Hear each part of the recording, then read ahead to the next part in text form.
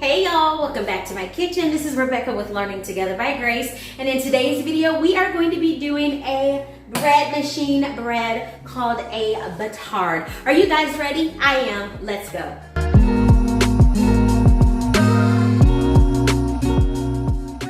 Okay, you guys, we are using my Canada's Best Bread Machine baking recipe book again, and this is the recipe that we're going to do, and it makes one loaf of bread. So you will do the dough cycle, and then you will allow it to proof outside of the bread machine, and then you bake it. You guys, this is an easy recipe. It's just water, salt, granulated sugar, all-purpose flour, and bread machine yeast. No oil, no eggs, nothing like that. Very simple.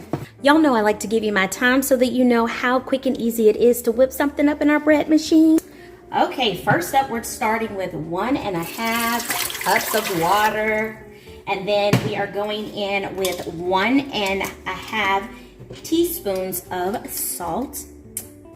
So that's half of a teaspoon. That's 1 teaspoon and a half. Next up, it calls for 1 tablespoon of sugar. You guys, I missed you. I missed doing the breads. I was focusing on a sewing series here on my YouTube channel, so I haven't been doing breads like that. All right, next up, you guys, is our flour, and it calls for 3 3/4 cups of flour. So as I'm putting this flour together, I'm just gonna let you know that a lot of people have been asking me, how do I get my breads to be so fluffy? And the answer is that either A, I sift my flour, or B, I scoop my flour. So I literally use a scoop and I shake my flour into my measuring cup. And basically, a lot of times your breads are dense because you are putting too much flour into your bread.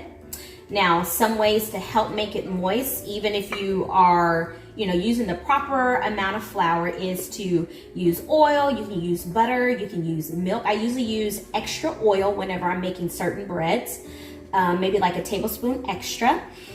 And buttermilk is really good, you guys. Whew. And then adding vinegar to your recipe with the water, that right there helps to create a loaf that is, my husband said it's the best. Whenever I do it with the vinegar, he likes it the best. So yeah, those are my go-to things to help with a nice fluffy dough. But I would definitely say sift your flour, okay? All right, you guys, last ingredient is 1.5 teaspoons of yeast. And then we're done. Just that simple. It's 4:44. Let me show you. 4:44. Alrighty, so now I have to place this on the dough cycle. Okay, for me, my dough cycle is number 9, and I have the Hamilton Beach. Oops, you guys, I'm gonna have to start that over. But I have the Hamilton Beach bread machine, and it's gonna take me 1.5 hours for that to do its mixing, to proof, and then it'll beep 10 times when I need to take it out. All right, while my bread machine is going, I just wanted to show you my owner's manual. Forgive it because it is dirty because I use it, but this is the owner's manual for my Hamilton Beach bread machine. It's an artisan bread maker, and it has the gluten-free option. And that was the reason why I purchased it, because I wanted to try gluten-free breads. Here is the model information, if you guys can see that, like the model number. So I know one of them is for the United States, and then the other one is for, the other two are for other countries. I cannot remember which ones, but yeah. So hopefully this will help someone out. All right, my dough is done. I always like to feel it. This is a sticky dough, y'all. But anyway, we're taking it out, and I'm gonna add it to this surface with some flour.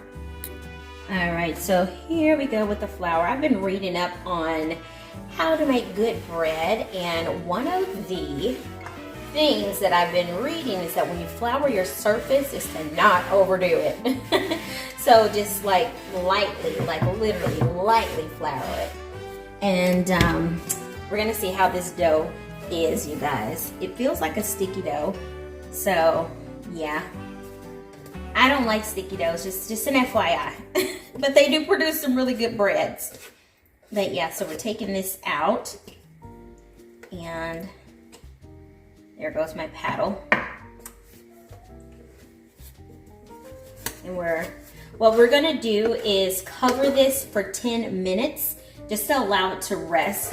And that's actually going to help with making this not be so sticky, okay? And we will be back.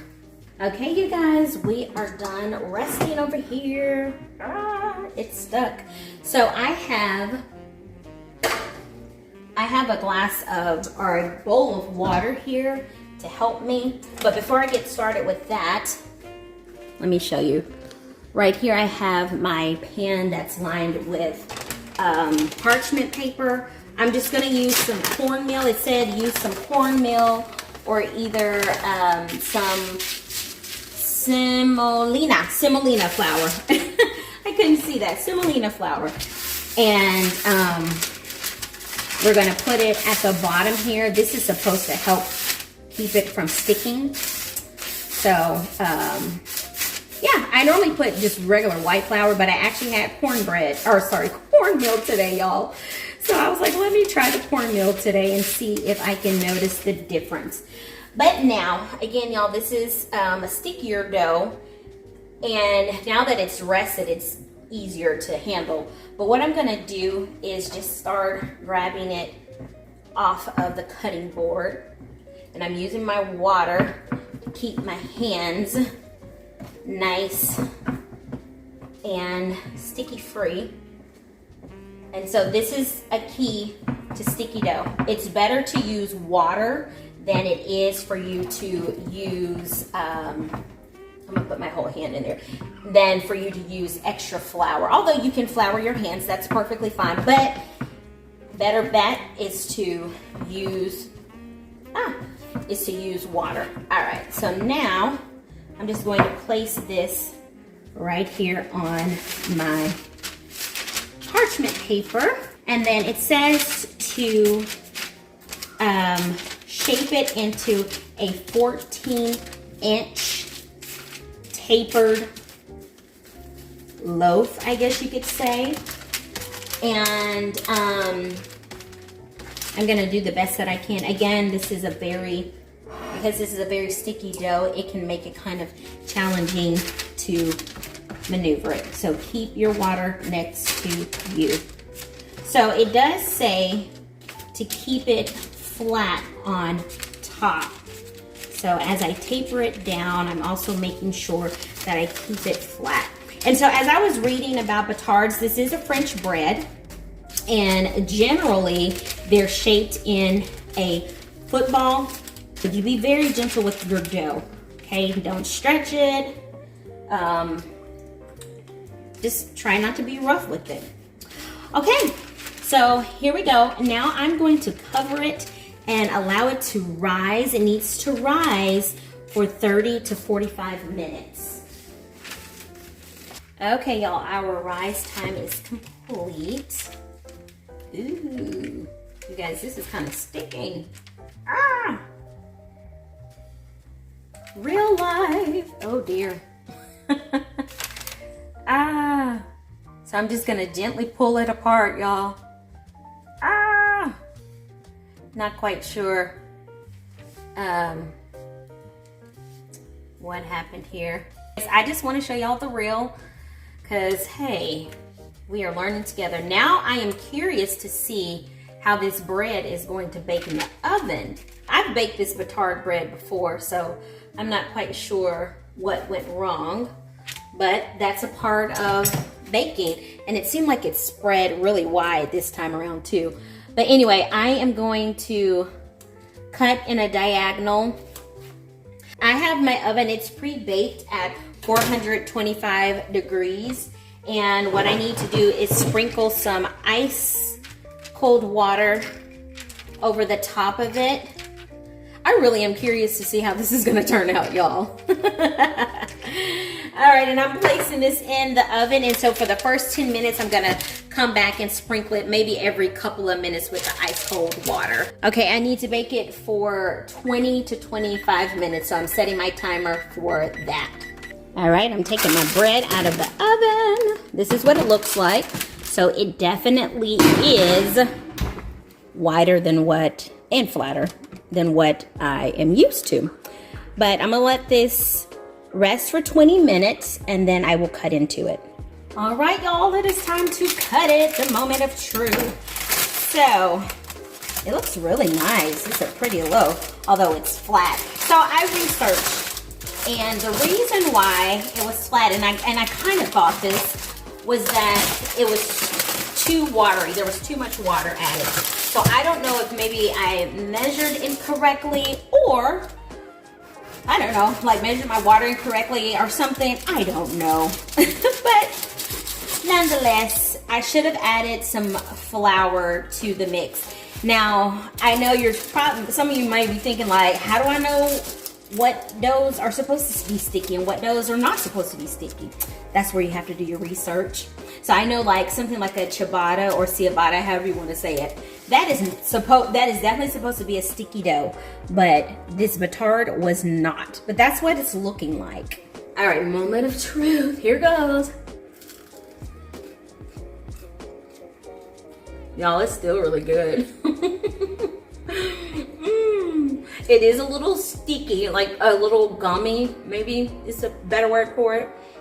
But nonetheless, the flavor is really good. Oh yeah, I like that. So y'all don't make the same mistake as me. Make sure you measure correctly, okay? Measure that water correctly. Measure that flour correctly and everything. You guys, I thank you so much for sticking with me to the end and just being here, period. I hope that you learned something today through my mistake. I learned something, and I hope that you try this recipe out. Let me know. Let me know if you tried it out, and tell me how it went for you, or let me know if you decided to try it out. All right, you guys, hit the like button, subscribe, share that notification bell, and let people know what we're doing over here. You guys, God bless you. Bye.